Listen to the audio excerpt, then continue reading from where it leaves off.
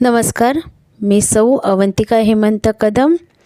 माझी शाळा आहे कुमुद विद्या मंदिर, यशवंतराव चव्हाण महाराष्ट्र मुक्त विद्यापीठ, नाशिक अंतर्गत शालेय व्यवस्थापन पदविका P10 म्हणजेच डिप्लोमा इन एज्युकेशन हा अभ्यासक्रम आहे.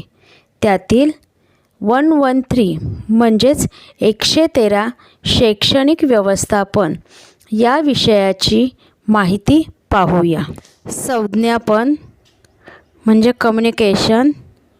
एखाद्या अत्याधुनिक कारखान्यातील एखाद्या मोठ्या यंत्रातील असंख्य लहान मोठ्या भागांचा सहसा लक्षात न येणारा असा एकमेकांशी घनिष्ठ व अतूट संबंध असतो. या रेशीम धाग्यात थोडासा जरी अडथळा आला तरी यंत्र एकदम थांबते. शाळेच्या विकासासाठी अविरत प्रयत्नशील असलेले विविध घटक याचप्रमाणे एकमेकांशी अदृश्य सूत्राने बांधलेले असतात. हे अदृश्य सूत्र म्हणजे संज्ञापन. एकमेकांनी वेळीच साधलेला संपर्क असले तर संघर्ष कमी, पण मने विश्वासाने जोडली जातात तेव्हा गैरसमजाला वाव नसतो.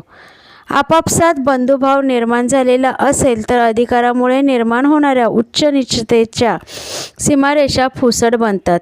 शाळेच्या विविध घटकांमध्ये know the neighbour as they self असा स्नेहभाव निर्माण होतो. तेव्हा हक्क आणि अधिकार यांच्या आढ्यता व अहंकार आपोआप कमी होतात.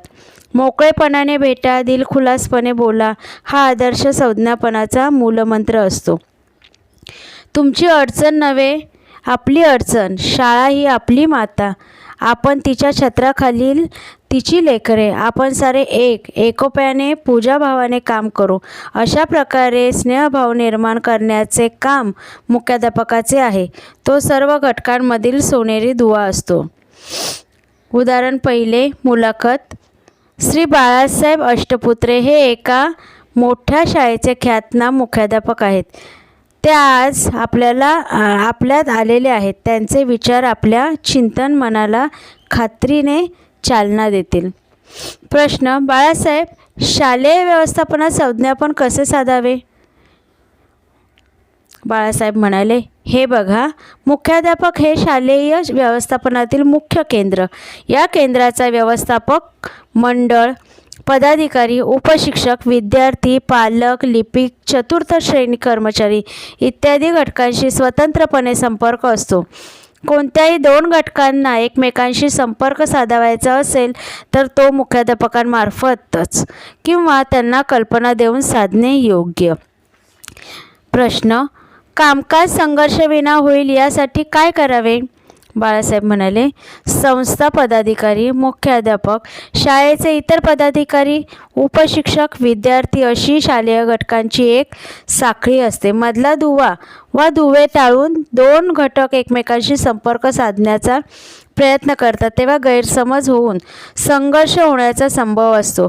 मधल्या दुव्यांना नेहमी विश्वासात घेतले तर संघर्ष होण्याचा संभव फारच कमी असतो. प्रश्न. हा मुद्दा जरा स्पष्ट कराल का?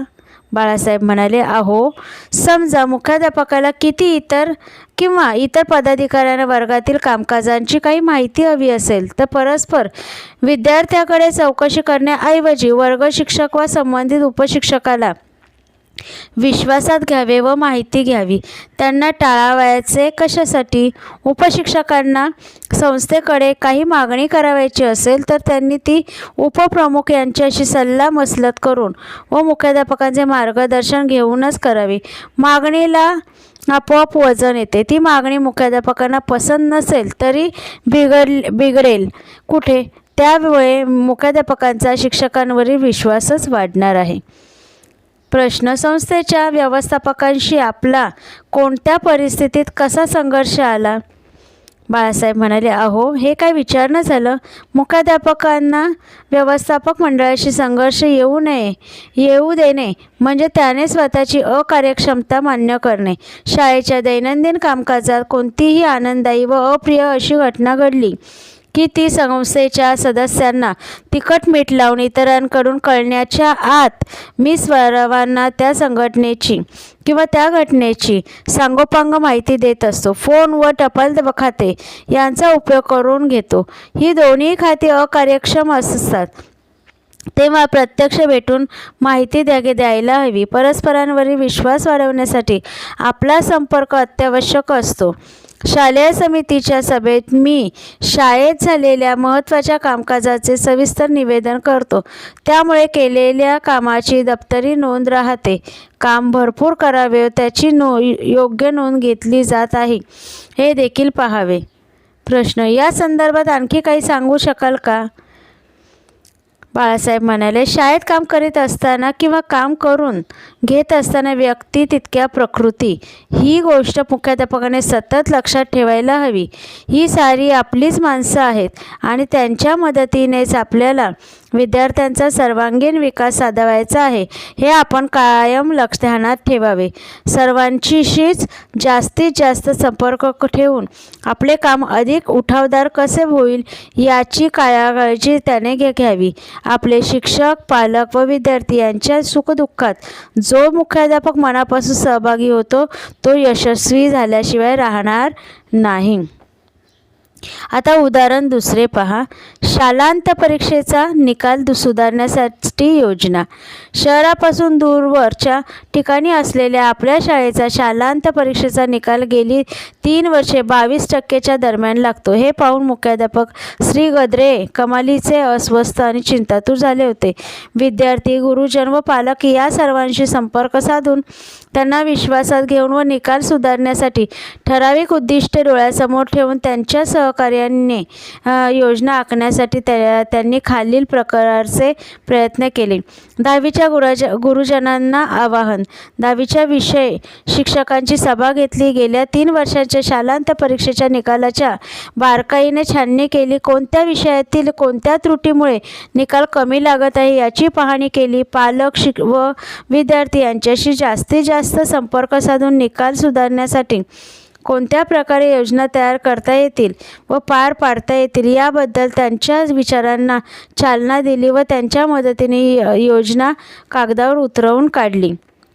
विद्यार्थ्यांना पहिले आव्हान. 9वीच्या वार्षिक परीक्षेचा निकाल जाहीर झाला त्याच दिवशी सकाळी 9वीतून 10वीत गेलेल्या विद्यार्थ्यांची एकत्रित सभा घेतली.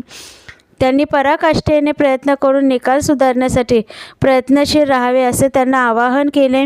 शाळा व गुरुजन यांना सर्वतोपरी सहाय्य करतील असे आश्वासन देऊन त्यांच्या आत्मविश्वास वाढविला. कोणत्या विषयामुळे गेली 3 वर्षे शाळेचा निकाल कमी लागला आहे याची त्यांना माहिती दिली. 9वीच्या वार्षिक परीक्षेसाठी निकालावरून त्यांना कोणत्या विषयाची अधिक तयारी करावयाची आहे याबद्दल त्यांना कल्पना दिली. गुरुजनांच्या मदतीने निकाल सुधारण्यासाठी तयार केलेल्या योजनेची त्यांना सविस्तर माहिती दिली. पालकांची पहिली पालक सभा.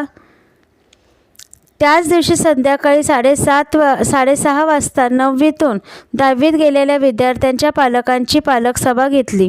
गेल्या 3 वर्षांचे शालांत परीक्षेचे निकाल, विद्यार्थ्यांची 9वीतील प्रगती व निकाल सुधारण्यासाठी शाळेने तयार केलेले योजना यांची त्यांना माहिती दिली. पाल्यांची प्रकृती वर्षभर उत्तम राहील व त्यांना लागणारे शैक्षणिक साहित्य वेळच्या वेळी उपलब्ध करून दिले जाईल अशी हमी पालकांनी दिली.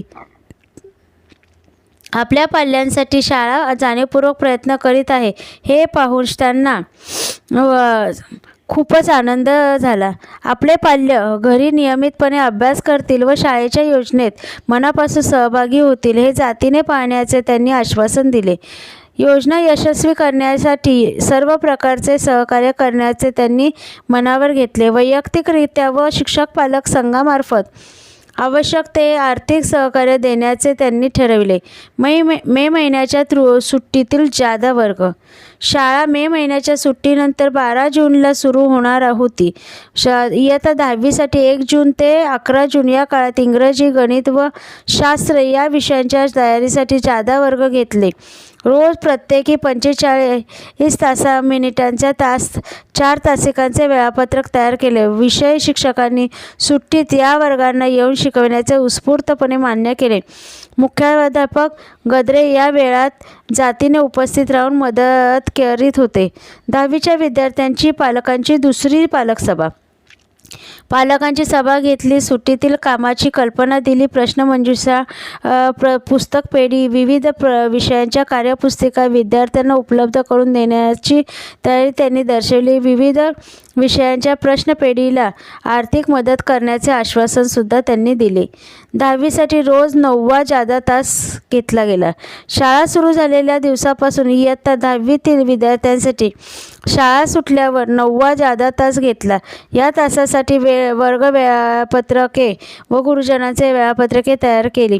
वर्गात झालेल्या अभ्यासाची उजळणी, स्वाध्याय व देखरेखीखाली लेखन वाचन असे या तासाला होणाऱ्या कामाचे स्वरूप होते. रविवारची व्याख्यानमाला. दर महिन्याच्या पहिल्या व तिसऱ्या रविवारी सकाळी 8 ते 10 या वेळात व्याख्यानमाला ठेवली. शाळेतील शिक्षकांनी व जिल्ह्यातील त्या विषयातील तज्ज्ञ शिक्षकांनी मार्गदर्शन केले. दिवाळीच्या व नाताळच्या सुट्टीतील जादा काम. गुरुजन, पालक व विद्यार्थी यांच्या सहकार्याने दिवाळीच्या सुट्टीत 15 दिवस, नाताळच्या सुट्टीत 10 दिवस 8 ते 11 तास जादा तास घेतले. प्रश्नपेढी व छापील प्रश्नपत्रिका संग्रह. गुरुजनांनी आपल्या विषयांच्या प्रश्नपेढी तयार केली. पालक शिक्षक संघाने छापील प्रश्नपत्रिका संग्रह खरेदी करून सहाय्य केले. प्रत्येक विषयाच्या महत्त्वाच्या प्रश्न छापून देण्याचे काम पालक शिक्षक संघाने सहकार्य केले. आदर्श प्रश्नपत्रिका व आदर्श उत्तरे. प्रत्येक विषय शिक्षकाने आपल्या विषयाच्या 2 आदर्श प्रश्नपत्रिका व त्यांची आदर्श उत्तरे शोकेसमध्ये लावली. विद्यार्थ्यांचे त्याचे वाचन व लेखन केले. प्रश्नपत्रिका वर्गात सोडवून घेणे. विषय शिक्षकांनी पूर्व परीक्षेनंतर आपल्या विषयांच्या प्रश्नपत्रिका वर्गात सोडवून घेतल्या. विद्यार्थ्यांनी अवघड प्रश्नांची उत्तरे वर्गात लिहून घेतली.